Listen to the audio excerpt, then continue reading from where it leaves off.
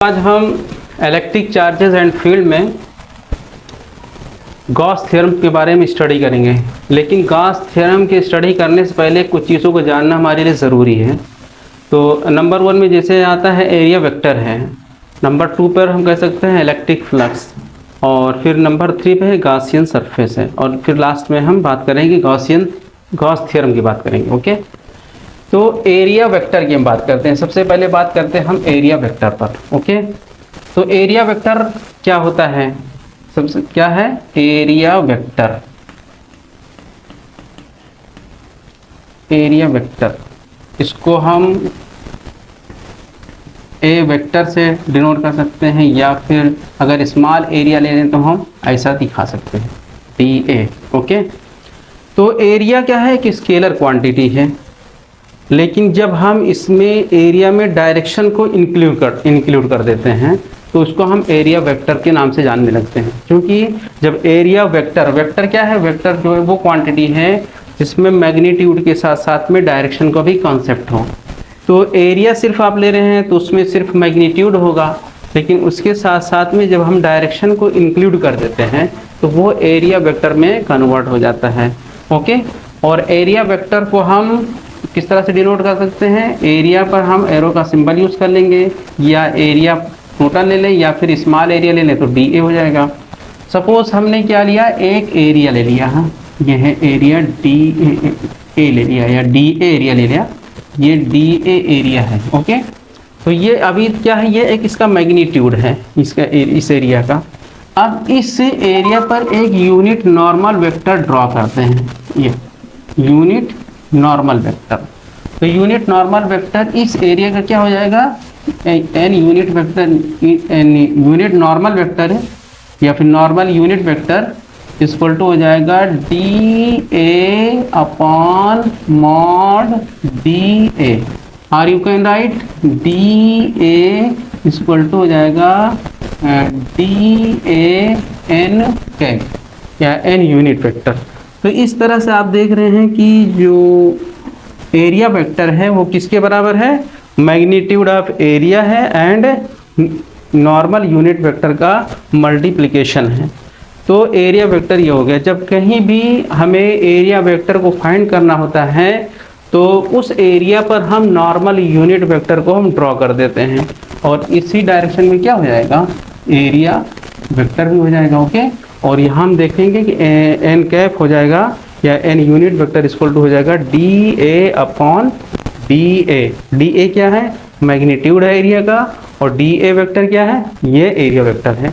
Okay, तो ये हो गया एरिया वेक्टर। ओके, तो एरिया एक वेक्टर इस तरह से क्या हो जाएगा? It is the product of magnitude of area and the unit normal vector. तो ये एरिया वेक्टर का फार्मूला हो जाएगा। What is electric flux? Electric flux जो होता है एक तरह से एक ग्रुप से लिया जाता है, बंच से लिया जाता है बहुत सारे इलेक्ट्रिक फील्ड। क्योंकि यहाँ पर इलेक्ट्रिक फ्लक्स की बात कर रहा है तो इलेक्ट्रिक फील्ड लाइन से ये रिलेट करेगा। सपोज कहीं पर एक यूनिफॉर्म इलेक्ट्रिक फील्ड है, ये हो गया uniform electric field lines. Okay, ये हो गया ऐसे, ये हो गया इलेक्ट्रिक फील्ड हो गया, जो कि इस तरह से हॉरिजॉन्टली दिखाया जा रहा है। अब इसमें हम क्या करते हैं? एक ऐसा एक फ्रेम रख देते हैं, किसी भी शेप का एक फ्रेम रख देते हैं इसके अंदर, जिसकी वजह से बहुत सारे इलेक्ट्रिक फील्ड लाइंस उस फ्रेम से होकर गुजरने लगती हैं। अब वो फ्रेम कैसा? सर्कुलर भी हो सकता है, रेक्टेंगुलर भी हो सकता है, स्क्वायर शेप का भी हो सकता है, या किसी भी रेगुलर मतलब कि एक क्लोज शेप का हो सकता है। तो जब उसमें से इलेक्ट्रिक फील्ड लाइंस पास करेंगी तो जितनी इलेक्ट्रिक फील्ड लाइंस उस फ्रेम से लिंक होंगी, उस फ्रेम से पास करेंगी, उसी सारे इलेक्ट्रिक फील्ड लाइंस को हम एक क्या वर्ड देंगे? इलेक्ट्रिक फ्लक्स कह देंगे। और फिर इलेक्ट्रिक फ्लक्स को हम डिनोट करते हैं फाई ए से, फाई ई से। इलेक्ट्रिक फ्लक्स हो जाएगा फाई ई। अब इसमें सपोज मैंने कोई एक फ्रेम रख दिया है, एक फ्रेम है, और इस फ्रेम का एरिया मान लेते हैं ए है।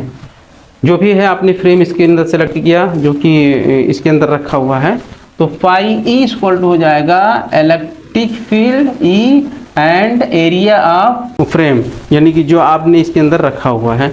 तो इन दोनों का हम जब प्रोडक्ट करते हैं तो हमें क्या मिल जाता है, इलेक्ट्रिक फ्लक्स मिल जाता है, फाई ई मिल जाता है। ओके, अब इसकी जो ये क्या है, एक स्केलर क्वांटिटी है। ये क्या कैसी क्वांटिटी है, इलेक्ट्रिक फ्लक्स स्केलर क्वांटिटी है। Electric flux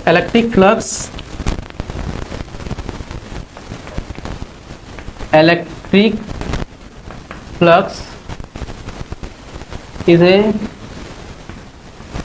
group of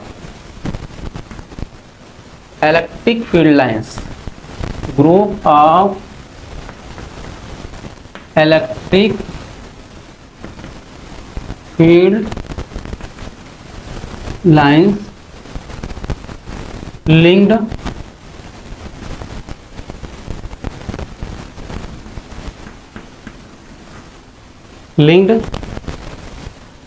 through a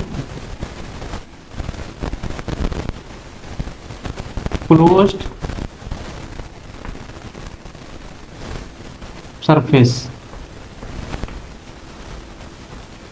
okay, electric flux क्या होता है, is a group of electric field lines linked through a closed surface. Okay, तो इलेक्ट्रिक फ्लक्स फाई ई, जैसा कि मैंने आपसे बताया, फाई ई इक्वल टू होता है ई इंटू ए।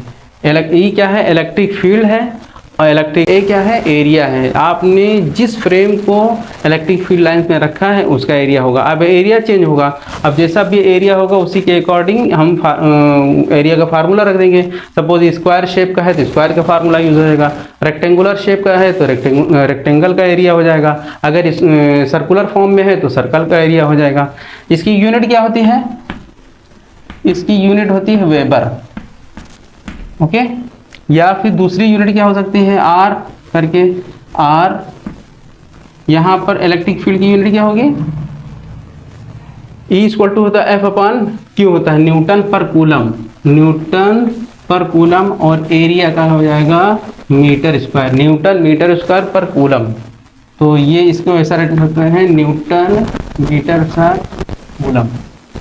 तो ये एक दूसरी इसकी यूनिट हो जाएगी, और वेबर भी इसकी एक यूनिट होती है। ओके, अब इलेक्ट्रिक फ्लक्स में ही अगर इलेक्ट्रिक फील्ड लाइंस, जो इलेक्ट्रिक फील्ड लाइंस हैं और यूनिट नॉर्मल वेक्टर, इन दोनों के बीच में अगर कुछ एंगल बन रहा है तो उस केस में इलेक्ट्रिक फ्लक्स का फार्मूला क्या होगा। जैसे मान लेते हैं कि एक आपने एरिया सेलेक्ट कर लिया, एक एरिया आपने सेलेक्ट कर लिया, ये आपने एक एरिया सेलेक्ट किया ए, और इसमें से इलेक्ट्रिक फील्ड लाइंस पास कर रही हैं। सपोज इलेक्ट्रिक फील्ड लाइंस कुछ इस तरह से पास कर रही हैं, ये इलेक्ट्रिक फील्ड लाइंस इसमें से पास कर रही हैं। अब इस पर अगर इस per unit normal vector draw किया जाए, इस सरफेस मतलब यहाँ पर ये सरफेस लिया जाए और एक unit normal vector n cap draw किया जाए। ओके, ये एरिया एक स्मॉल एरिया यहाँ पर ले लीजिए आप, यहाँ पर एक स्मॉल एरिया मैंने ले लिया, और यहाँ पर आप देखेंगे कि जो इलेक्ट्रिक फील्ड लाइंस हैं और यूनिट नॉर्मल वेक्टर है, इसके बीच में कुछ एंगल बन रहा है, यानी कि थीटा एंगल कुछ बना रहा है। तो इस केस में इलेक्ट्रिक फ्लक्स का फार्मूला क्या होगा। तो यहाँ पर आप देखेंगे, इसी को हम थोड़ा सा आगे बढ़ा रहे हैं और यहाँ से क्या करते हैं, एक नॉर्मल को ड्रॉ कर देते हैं, तो ये हो जाएगा 90 डिग्री। तो इसके एलॉन्ग ये क्या है, यहाँ इसके एलॉन्ग जो होगा ये यूनिट नॉर्मल वेक्टर हो जाएगा, और ये क्या हो जाएगा, बेस हो जाएगा, और ये क्या हो जाएगा, नॉर्मल हो जाएगा। तो इसके एलॉन्ग इलेक्ट्रिक फ्लक्स की वैल्यू क्या होगी, तो फाई ई इक्वल टू हो जाएगा ई dot D A. Okay, E dot D A, यहाँ पे ये जो मैंने एरिया सेलेक्ट किया है छोटा सा एरिया डी ए हो गया, तो यहाँ पर डी ए वेक्टर हो जाएगा। ओके, ये or you can write phi E equal to हो जाएगा E D A cos theta हो जाएगा। Okay, E D A cos theta हो जाएगा। अब इसकी जगह पर हम क्या राइट कर सकते हैं, यहाँ पर जैसे डी ए वेक्टर है तो यहाँ पर E D A cos theta हो गया। तो आप जानते हैं कि d A vector equal to क्या होता है, एन इंटू डी ए होता है। Okay, n cap unit vector. तो यहाँ पर हम यूनिट वेक्टर को भी इंक्लूड कर सकते हैं। तो phi E equal to E D A cos theta n unit vector. Okay, तो जब जब unit vector electric field line के साथ में, इलेक्ट्रिक फील्ड लाइंस के साथ में थीटा एंगल बनाएगा, तो उस केस में इलेक्ट्रिक फ्लक्स फार्मूला क्या हो जाएगा, फाई ई इक्वल टू हो जाएगा ई डॉट डी ए। और आप जानते हैं क्लास 11 में पढ़ाया गया था A dot B equal to A B cos theta. तो उसी फार्मूला को यूज करते क्या हो जाएगा फाई ई इक्वल टू हो जाएगा E D A cos theta n cap. यहाँ पर यूनिट वेक्टर हम राइट कर सकते हैं। तो ये हो जाएगा इसका फार्मूला, जहाँ डी ए वेक्टर क्या है, n cap into D A हो जाएगा। अब इसी एंगल के अकॉर्डिंग, इस एंगल से हम क्लियर करेंगे कि किस कंडीशन में इलेक्ट्रिक फील्ड लाइंस, इस जो एरिया आप रखेंगे उसके अंदर जो भी होगा, जिस शेप का भी होगा, उसमें से इलेक्ट्रिक फील्ड लाइंस कब लिंक होंगी, हमें किस तरह से इसको इलेक्ट्रिक फील्ड में रखना, इस फ्रेम को इलेक्ट्रिक फील्ड में किस तरह से रखना है जिससे कि उससे इलेक्ट्रिक फील्ड लाइंस पास करें। और जब इलेक्ट्रिक फील्ड लाइंस पास करेंगे तभी इलेक्ट्रिक फ्लक्स का कॉन्सेप्ट आएगा। जब उसमें से पास ही नहीं करेंगे तो इलेक्ट्रिक फ्लक्स का कॉन्सेप्ट ही नहीं होगा। ओके, तो हम ये किस पर डिपेंड करेगा, ये एंगल पर डिपेंड करेगा कि किस तरह से आपने इस फ्रेम को, इस क्लोज सरफेस को इलेक्ट्रिक फील्ड लाइन में रखा है। ओके, इस फ्रेम को, इस सरफेस को हमें इलेक्ट्रिक फील्ड में किस तरह से रखना है जिससे कि इलेक्ट्रिक फील्ड लाइंस इस फ्रेम में लिंक हो रही हों। इसको हम इस तरह समझते हैं, जैसे मान लेते हैं कि ये इलेक्ट्रिक फील्ड लाइंस है, ऐसे ये हमारी फिंगर्स जो है इलेक्ट्रिक फील्ड लाइंस को इंडिकेट कर रही हैं, इशारा कर रही हैं कुछ इस तरह से। और आपके पास कोई फ्रेम है, जैसे मान लीजिए कि ये आपके पास एक बुक है, ये एक फ्रेम टाइप का है, इस तरह से रेक्टेंगुलर शेप का है ना, और यहाँ पर ये इलेक्ट्रिक फील्ड लाइंस पास कर रही हैं। तो आप बताइए कि कब, किस कंडीशन में इसमें से इलेक्ट्रिक फील्ड लाइंस पास करेंगे। इसमें से ऐसे रखा हुआ है तब क्या होगा, इस कंडीशन में अगर ऐसे रखा हुआ है तब क्या होगा। यहाँ पर किसके किसके बीच में एंगल देखना है हमें, देखिए यहाँ पर फाई ई इक्वल टू दिया गया है ई डॉट डी ए। तो एंगल किसके किसके बीच में बना है, इलेक्ट्रिक फील्ड में और एरिया वेक्टर डी ए के बीच में ना। फाई ई इक्वल टू होता है ई डॉट डी ए। तो एंगल हमें किसके किसके बीच में देखना है, E vector dot D A, यानी कि एरिया वेक्टर और इलेक्ट्रिक फील्ड के बीच में हमें एंगल को देखना है। तो आप जैसे इस तरह से रख दिए हैं, ये हो गया फ्रेम, या कुछ इस तरह से मान लेते हैं इस कंडीशन में। अब ये ऐसे रखा हुआ है और इलेक्ट्रिक फील्ड लाइंस इसमें से पास कर रही हैं, ऐसे पास कर रही हैं। तो एरिया वेक्टर क्या होगा, एरिया वेक्टर भी अगर इसी पर हम नॉर्मल ड्रॉ करेंगे तो इसी के अलाउंट आएगा ना। तो दोनों क्या हो जाएंगे, दोनों सेम डायरेक्शन में हो जाएगा। तो एंगल कितना बनेगा दोनों के बीच में, इलेक्ट्रिक फील्ड लाइंस के बीच में और एरिया वेक्टर के बीच में 0 डिग्री, क्योंकि इसी तरफ में क्या है, इलेक्ट्रिक फील्ड लाइंस भी इसी में से पास कर रही हैं और इसी के ही परपेंडिकुलर बाहर की ओर आपने डायरेक्शन को दिखा दिया। तो दोनों क्या हो गया, सेम डायरेक्शन में हो गया। और जब सेम डायरेक्शन में हो गया तो एंगल कितना हो जाएगा, 0 डिग्री हो जाएगा। और फिर cos 0 की वैल्यू क्या होती है, 1 होती है। और जब cos 0 की वैल्यू 1 होगी तो फाई ई की वैल्यू क्या हो जाएगी, फाई ई इक्वल टू हो जाएगा ई इंटू ए। यहाँ पर राइट करेंगे cos 0 डिग्री, और cos 0 की वैल्यू होती है cos 0 डिग्री इक्वल टू 1 हो जाएगा। तो फाई ई इक्वल टू हो जाएगा ई इंटू ए। यानी कि इस केस में इलेक्ट्रिक फ्लक्स लिंक होगा, यानी कि इलेक्ट्रिक फील्ड लाइंस फ्रेम से पास करेगा। अब मान लीजिए इस तरह से आपने रख दिया, ऐसा करके ये इलेक्ट्रिक फील्ड लाइंस जा रही हैं, ऐसे ये इलेक्ट्रिक फील्ड लाइंस जा रही हैं और ये आपने फ्रेम रख दिया। तो अब इसमें हम एरिया वेक्टर ड्रॉ करेंगे, इसका यूनिट वेक्टर मान लीजिए। यूनिट वेक्टर आपने ऐसे ड्रॉ किया बाहर की ओर, ऐसे जाएगा ना, और ये एरिया ऐसे जा रहे हैं, तो दोनों के बीच में जो एंगल होगा कितना होगा, 90 डिग्री हो जाएगा, है ना। अगर एरिया वेक्टर को ही ड्रॉ कर दें इस पर, मान लीजिए हम एरिया वेक्टर ही लेकर चल रहे हैं, एरिया वेक्टर यहाँ से आपने ड्रॉ किया, ये इसका अपना एरिया है ना, इस फ्रेम का अपना एक एरिया हो गया, और इसके नॉर्मली मैंने एरिया वेक्टर को ड्रॉ किया ऐसे करके, ये हो गया, ये फ्रेम बता रहा है, और इस पर ये एक परपेंडिकुलर एरिया वेक्टर हो गया। और इलेक्ट्रिक फील्ड लाइंस कैसे पास कर रही हैं, ऐसे पास कर रही हैं। तो एरिया वेक्टर और इलेक्ट्रिक फील्ड्स में कितना एंगल बनेगा, 90 डिग्री, और cos 90 की वैल्यू कितनी होगी, cos 90 की वैल्यू 0, तो इलेक्ट्रिक फ्लक्स क्या होगा, 0 हो जाएगा ना। तो यहाँ पर इस केस में जो इलेक्ट्रिक फ्लक्स लिंक ही नहीं होगा उस सरफेस से, और फिर आपको मतलब इलेक्ट्रिक फील्ड लाइंस लिंक ही पास ही नहीं करेगा, और जब इलेक्ट्रिक फील्ड लाइंस पास नहीं करेगा तो इलेक्ट्रिक फ्लक्स भी क्या हो जाएगा, 0 हो जाएगा। तो ये फर्स्ट केस हो गया। सेकंड केस में क्या कह सकते हैं, if theta equal to 90 degree, तब क्या होगा, फाई ई की वैल्यू 0 वेबर। तो इस केस में कोई इलेक्ट्रिक लाइंस पास नहीं करेगा। तो आपको किस तरह से रखना है सरफेस को, आप देखेंगे सरफेस को अगर देखा जाए तो सरफेस को जो रखना है इलेक्ट्रिक फील्ड लाइंस के परपेंडिकुलर रखना है।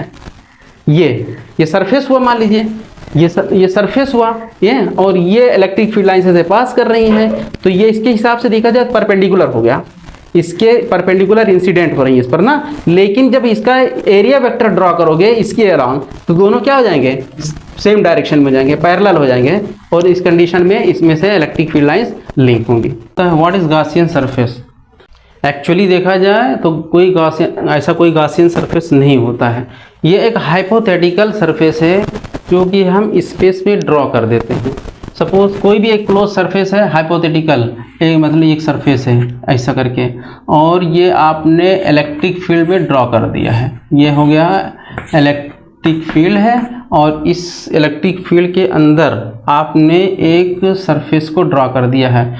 या फिर इलेक्ट्रिक फील्ड कोई ज़रूरी नहीं है, आप कोई भी इस तरह से एक हाइपोथेटिकल क्लोज्ड सरफेस को आप ड्रॉ कर देते हैं, तो ऐसे सरफेस को हम क्या कहते हैं, गॉसियन सरफेस कह देते हैं। ओके, और जहाँ कहीं अक्सर बनाया जाता है तो गॉसियन सरफेस को आप हम दिखा सकते हैं, डॉटेड लाइन से भी दिखा सकते हैं, इस तरह से एक गॉसियन सरफेस है। और अगर इसके अंदर ये अपने अंदर एक चार्ज को भी इनक्लोज करें, चार्ज के अगर इनक्लोज कर दे तो फिर हम गॉस थ्योरम को हम अप्लाई कर सकते हैं उस पर। ओके, फेस गॉसियन सरफेस में क्या हो गया, an hypothetical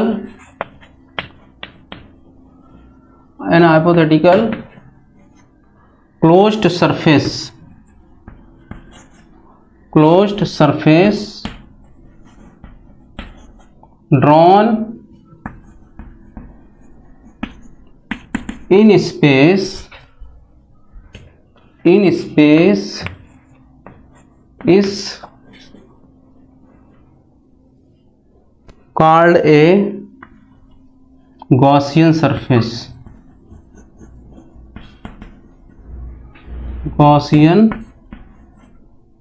Gaussian surface,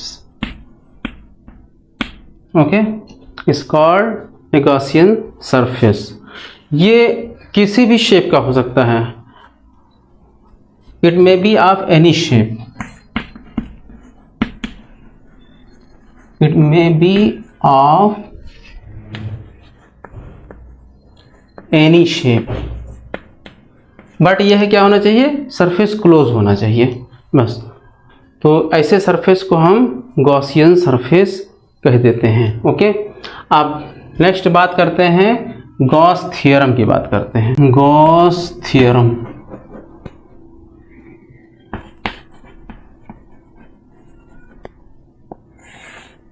Gauss theorem होता क्या है, तो जो गॉस थ्योरम होता है वो इलेक्ट्रिक फ्लक्स और गॉसियन सरफेस में इनक्लोज चार्ज के बीच में एक रिलेशन को बताता है। अगर कोई आप गॉसियन सरफेस लेते हैं और वो गॉसियन सरफेस अपने अंदर चार्जेस को इनक्लोज करता है, बंद करता है, तो उसकी वजह से जो इलेक्ट्रिक फ्लक्स की वैल्यू होगी उन चार्जेस की वजह से, या जो इलेक्ट्रिक फ्लक्स उस सरफेस से लिंक होगा उस इलेक्ट्रिक फ्लक्स का और उस गॉसियन सरफेस के अंदर जितने चार्जेस इनक्लोज होंगे, इन दोनों में क्या हो, एक रिलेशन को सेटअप करता है। तो Gaussian surface according to this theorem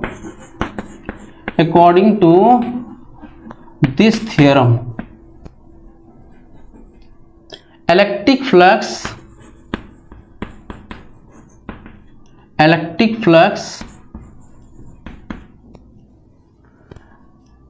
linked through a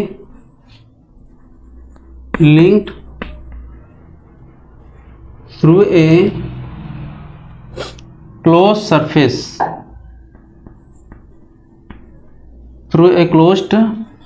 surface is equal to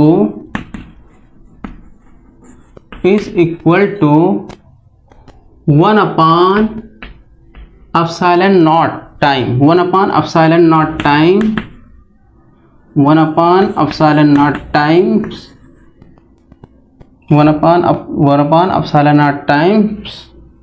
the net charge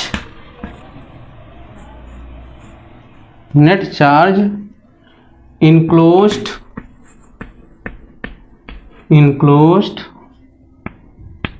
by the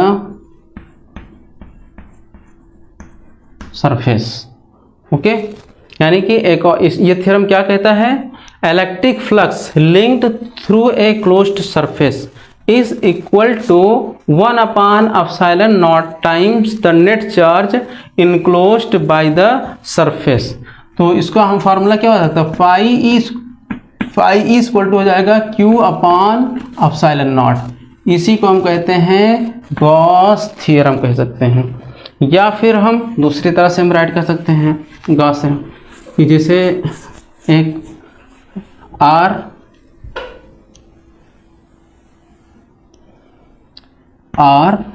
phi equal to, suppose वो सरफेस क्या है, क्लोज है, तो हम क्या करते हैं, इंटीग्रेशन करते हैं E डॉट ds। ये टोटल सरफेस की, ये क्लोज सरफेस है, मान लीजिए ये क्लोज सरफेस है, तो क्लोज सरफेस में बहुत सारे चार्जेस हैं, Q1 है, Q2 है, Q3 है, Q4 है, सो ऑन, बहुत सारे चार्जेस इसके अंदर इनक्लोज हैं।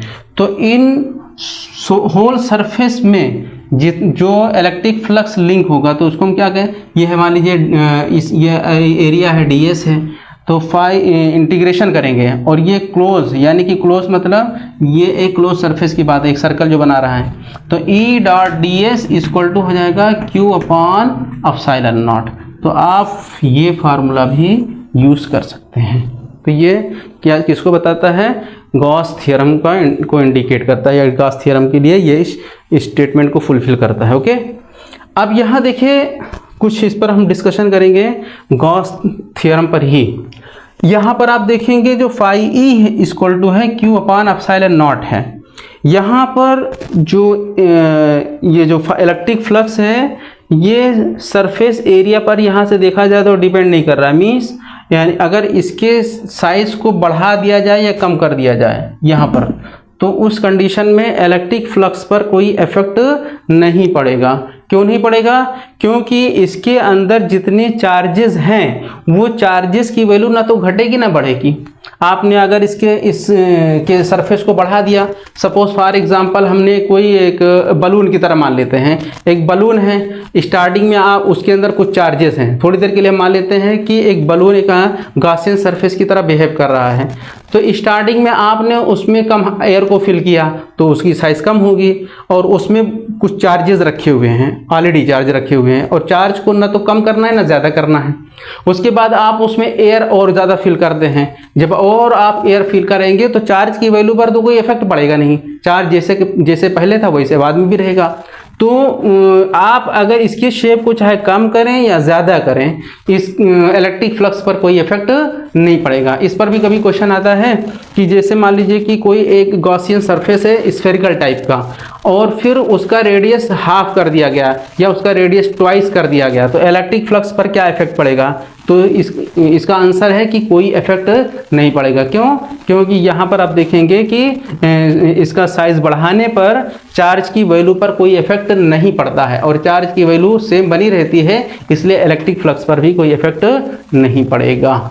ओके, तो फर्स्ट पॉइंट तो इलेक्ट्रिक फ्लक्स के इस गॉस थ्योरम में ये हुआ। सेकंड हम बात करते हैं, क्या यहाँ पर अगर नेट चार्ज की वैल्यू 0 हो तो क्या फ्लक्स की वैल्यू 0 हो जाएगी? हाँ, तो देखिए गॉस थ्योरम में जो मेन पॉइंट्स हैं उस पर हम पहले बात कर लेते हैं। तो नंबर 1 है पॉइंट ये कि अगर हम गॉसियन सरफेस को चेंज करते हैं, उसके एरिया को कम या ज़्यादा करते हैं, तो इससे इलेक्ट्रिक फ्लक्स पर कोई इफेक्ट नहीं पड़ता है, क्योंकि इलेक्ट्रिक चार्जेस की वैल्यू सेम रहती है। There is no effect, there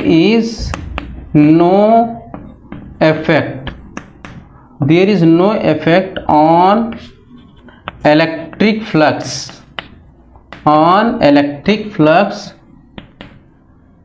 by changing the shape, या फिर on changing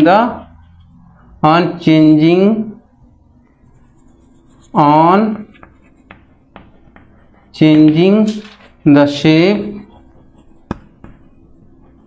shape and size of Gaussian surface।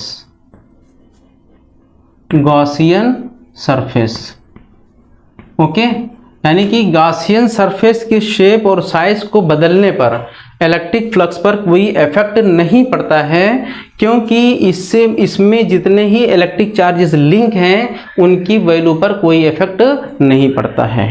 Number 2, अगर हम इसमें कुछ नेगेटिव चार्ज और पॉजिटिव चार्ज इसके अंदर इनक्लोज हों, सपोज इसके अंदर कुछ पॉजिटिव चार्ज और नेगेटिव चार्ज इनक्लोजेस हैं, और जिसकी वजह से जब उनको हम सम करते हैं तो सम करने के बाद उनका नेट चार्ज 0 आ जाता है। ओके, तो नेट चार्ज 0 होने की कंडीशन में इलेक्ट्रिक फ्लक्स की वैल्यू भी क्या हो जाएगी? 0 हो जाएगी, क्योंकि चार्ज की वैल्यू 0 है, टोटल चार्ज की वैल्यू 0 है, तो इलेक्ट्रिक फ्लक्स की वैल्यू भी 0 हो जाएगी। If net charge is 0, if net charge is 0, then flux की वैल्यू भी क्या हो जाएगी? 0 हो जाएगी। सपोज चार्ज इनक्लोज है Q1 इक्वल टू है +3 microcoulomb and Q2 equal to है -3 माइक्रोकूलम, और दो ही चार्ज अगर हम मान लेते हैं थोड़ी देर के लिए, तो नेट चार्ज क्या हो जाएगा? QT total charge equal to हो जाएगा 0। ओके, और फिर इस तरह से फ्लक्स की वैल्यू क्या हो जाएगी? phi E इक्वल टू 0 हो जाएगा। तो इस तरह से, लेकिन अगर हम इसके बाहर भी कुछ चार्ज को रख दें, इसके यानी कि इस सरफेस के बाहर भी अगर कुछ चार्जेस रखे हुए हैं, तो क्या इससे इलेक्ट्रिक फ्लक्स पर कोई इफेक्ट पड़ेगा या इलेक्ट्रिक फ्लक्स में उनको इंक्लूड किया जाएगा? नहीं किया जाएगा। वो इलेक्ट्रिक फील्ड में तो उनका रोल होगा, लेकिन इलेक्ट्रिक फ्लक्स में उनका कोई रोल नहीं होगा, क्योंकि वो इनक्लोज सरफेस से बाहर हैं। ओके, तो यहाँ सपोज मान लीजिए गॉसियन सरफेस के बाहर कुछ चार्ज रखे हुए हैं, इस -Q है, +Q है, कुछ भी चार्जेस हैं इसके बाहर रखे हुए हैं, गॉसियन सरफेस के बाहर रखे हुए हैं, तो उसका इलेक्ट्रिक फ्लक्स से कोई लेना देना नहीं होगा। ओके, नंबर 3, इसमें और बात करते हैं। यहाँ पर गॉसियन सरफेस को कंसीडर किया गया है स्पेस में, यानी कि वैक्यूम में, परमिटिविटी या फ्री स्पेस। यहाँ पर जो एप्सिलॉन नॉट क्या है? परमिटिविटी या फ्री स्पेस है। सपोज आप इस गॉसियन सरफेस को किसी ऐसे मीडियम में ड्रॉ करते हैं जिसका अपना कुछ डाइलेक्ट्रिक कांस्टेंट है, तो उस कंडीशन में जो गॉसियन ये जो फार्मूला होगा इलेक्ट्रिक फ्लक्स का, वो हो जाएगा phi E इक्वल टू हो जाएगा Q अपॉन एप्सिलॉन, या फिर कह सकते हैं Q upon K epsilon not हो जाएगा। ओके, तो इस तरह से जो इलेक्ट्रिक फ्लक्स है इसका फार्मूला ये हो जाएगा। प्रूफ करेंगे, गॉस थ्योरम का प्रूफ करना होता है। सपोज हम कोई पॉजिटिव चार्ज Q लेते हैं, प्लस Q चार्ज है, और इसके अराउंड एक हम गॉसियन सरफेस, स्फेरिकल सरफेस, ये एक गॉसियन सरफेस है जो कि स्फेरिकल टाइप का है। एक minute,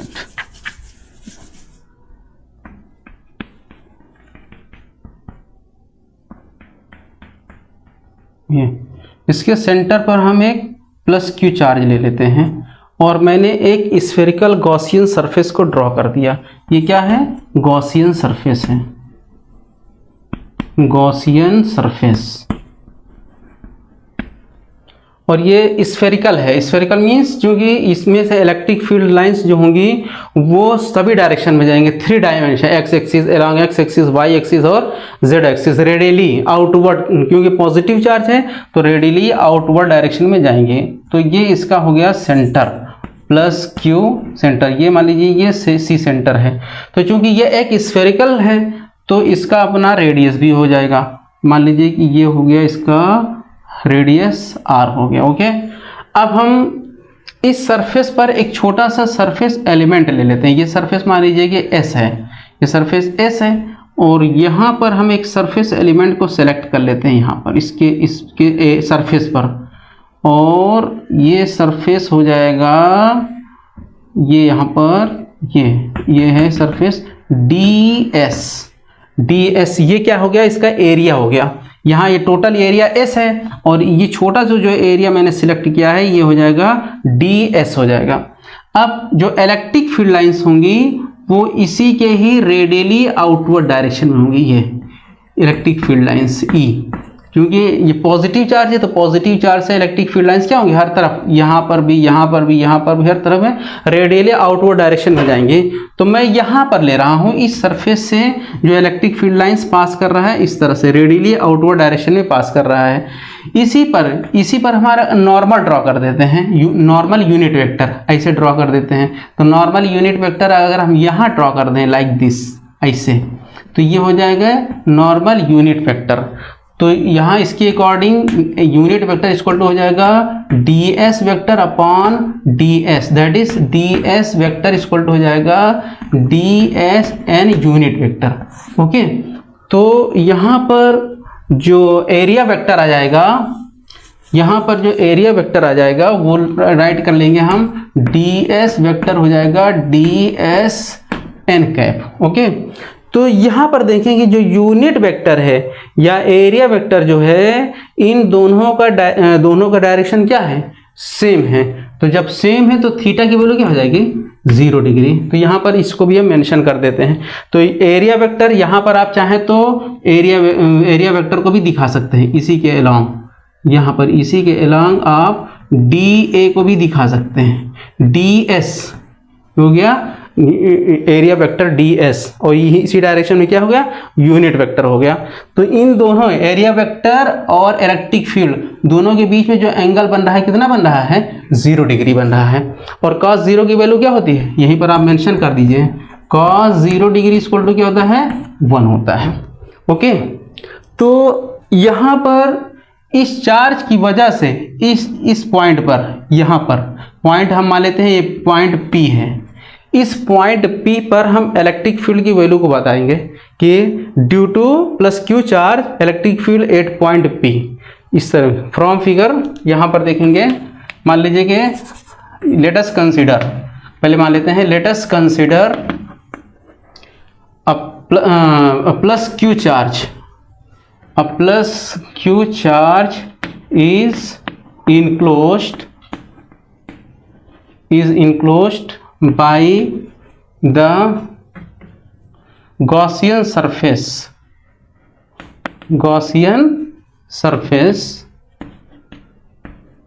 S, okay, of radius small r। इसका जो रेडियस कितना है यहाँ से यहाँ तक, ये है r है। Now electric field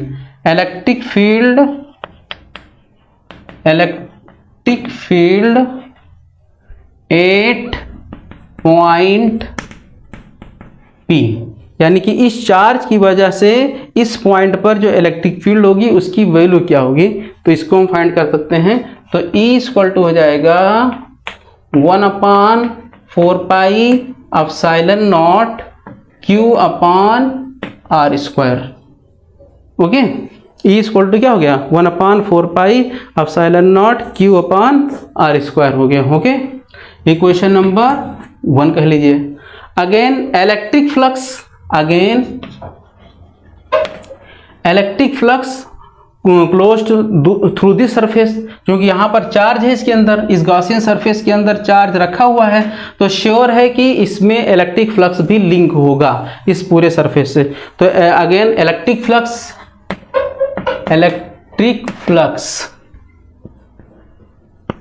through this surface, through the surface, तो इस सरफेस से इलेक्ट्रिक फ्लक्स कितना लिंक होगा इस पर हम बात करते हैं। तो यहां पर हम राइट कर लेंगे, that is electric flux phi E equal to हो जाएगा, ये पूरा सरफेस ले रहे हैं ना, क्योंकि ये जो इलेक्ट्रिक फ्लक्स होगा वो पूरे सरफेस से लिंक होगा। तो फाई ई इक्वल टू, यहां इंटीग्रेशन कर देंगे, ई डॉट डी एस बताया फार्मूला ना, इक्वल टू क्या हो जाएगा, इंटीग्रेशन करेंगे E D S cos theta, that is phi E equal to, यहां कॉस थीटा की वैल्यू कितनी है, कॉस 0 है, 0 डिग्री, 0 थीटा की वैल्यू 0 डिग्री है, तो आप पुट कर सकते हैं integration E D S cos 0 degree, और कॉस 0 डिग्री की वैल्यू 1 है। So phi E equal to क्या हो जाएगा, इलेक्ट्रिक फील्ड जो भी कांस्टेंट की तरह होगा, जो भी इलेक्ट्रिक फील्ड है यहाँ पर सेम रहेगा, यूनिफॉर्म रहेगा, तो यहाँ पर आ जाएगा एरिया डी एस। अब डी एस यानी कि डी एस क्या है, एक स्मॉल एरिया है, इस पर एक स्मॉल सरफेस एरिया हमने सेलेक्ट किया। अगर पूरा इंटीग्रेशन करेंगे, छोटे छोटे एरिया को अगर हम कलेक्ट कर दें, इंटीग्रेट कर दें, तो टोटल एरिया आ जाएगा। और ये कैसा शेप है, स्फेरिकल शेप है, तो स्फेयर का सरफेस एरिया क्या होता है, टोटल सरफेस एरिया होता है 4πr²। तो ई और इसकी जगह पर हम राइट कर पाएंगे 4πr², इसको हम कह लेंगे इक्वेशन नंबर 2। तो यहां पर ये है इक्वेशन नंबर 1 है ये, और ये इक्वेशन नंबर 2 है। तो हम क्या करें अब, इक्वेशन नंबर 2 में इक्वेशन नंबर इस फाई ई यहां पर दिख रहा है ना, phi E equal to E into 4πr²। तो यहां पर इसकी जगह पर इसकी वैल्यू पुट कर दें, ये जो वैल्यू आपको दिख रहा है ये वाला, इसकी जगह पर इस वैल्यू को यहां पर हम पुट कर दे रहे हैं। तो जब पुट करेंगे तो आपको क्या मिलेगा देखते हैं।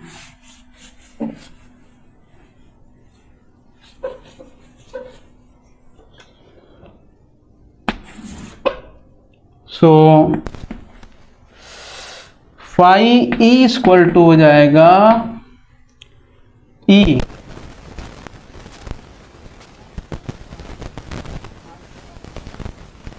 हो जाएगा,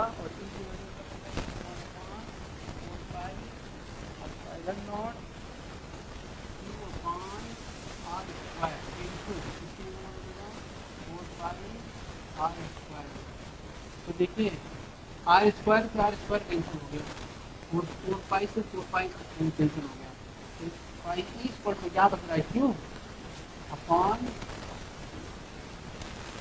था।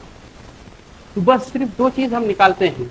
सबसे पहले जो चार्ज इनक्लोज किया गया है गॉसियन सरफेस से, उसकी वजह से इलेक्ट्रिक फील्ड की वैल्यू कितनी होगी उसके सरफेस पर, तो वो मैंने फाइंड कर लिया।